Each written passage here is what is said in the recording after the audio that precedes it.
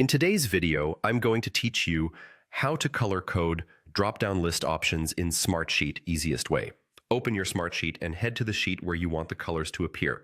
We'll work directly in the grid view so you can see your changes as soon as we make them. Find the column that should display colored status tags. If you don't already have one, pick the column you want to use for status. Hover over the column header, click the drop-down arrow, and choose Column Properties. This is where we'll set up the drop-down and assign colors. In the Properties panel, make sure the column type is set to drop-down.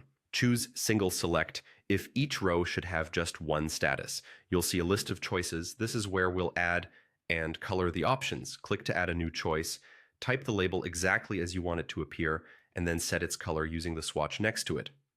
For this example, add 3 options: on progress, done, watching, and to watch. As you enter each one, pick a distinct color that communicates meaning at a glance, something like a bright color for items in progress, a calm tone for things done, and a neutral color for items to watch. Use contrasting colors to keep the sheet readable for anyone with low contrast sensitivity. If you want your sheet to stay clean and consistent, enable the setting that restricts selections to the list values. That way, people can only choose the defined options, and your colors will stay consistent.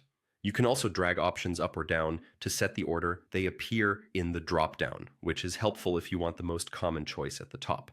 When you're happy with the names and colors, click Apply to save your changes. Smartsheet will update the column immediately, and those colored labels are now ready to use across all rows. Back in the grid, click into a cell in that column and select On Progress to see the color show up.